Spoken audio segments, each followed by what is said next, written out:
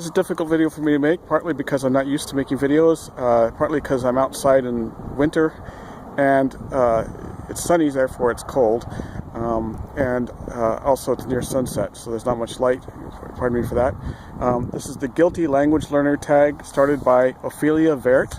I'm responding to her and also to the Language Learning Lounge. You see, there's 5 questions. Which language do you never make time for? For me, it's Spanish. Spanish is one of my first foreign languages. It's also one of the most useful ones in the United States. But, you know, there's always so many other languages that are more intriguing to me, more interesting. So, Spanish, I tend to ignore it most of the time, even though I have a lot of materials I bought to study it with, which I like. But number 2, which language do you think you'll never learn? Here I do feel guilty. It's Swedish. My heritage is mostly Scandinavian. My mother's parents both came from Sweden. They lived in villages or small towns near each other but never met. And then they came to the United States and met here and married. And then I've got a lot of Scandinavians also on my father's side, though that side of the family is more complicated.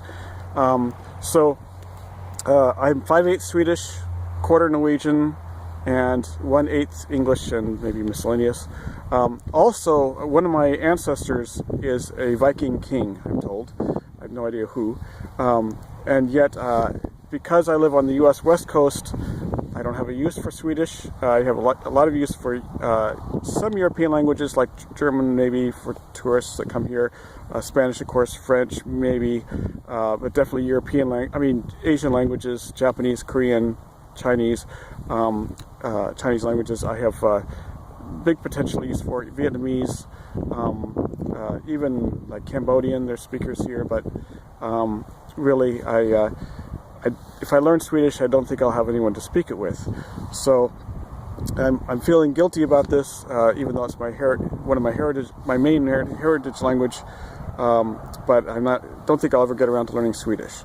Number 3, what's your most expensive and least valuable language learning related investment? Ophelia answered this as 2 questions, so I'll combine them. Over the past few years, I've been buying up, courses, tips for how to learn languages by, Ollie Richards, Luca Lampariello, and a few other people. And I do use an occasional tip, but I don't ever finish these programs. I never take all their lessons and try out very many of the ideas.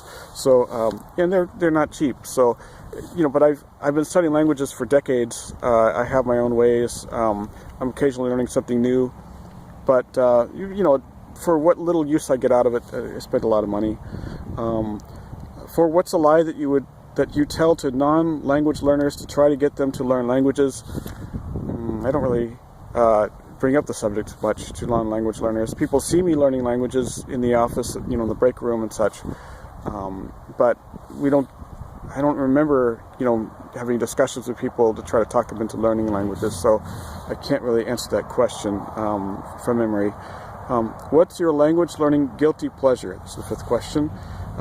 Studying at work. I actually, some of you might have noticed my Instagram post about this recently, but I have a list of sentences or sometimes dialogues printed out, partly hidden underneath my monitor riser on my desk. And most days I don't even notice it. I don't even pay attention. I'm just too busy. But there are days when I will, study a sentence here and there. I'll pick the next sentence in the list and say it several times in a row, and then come back later and do another sentence. Some days I actually spend a lot of time on that if I have a goal to do with it. But so studying at work is my guilty pleasure, and that's it. Thanks for watching. Bye.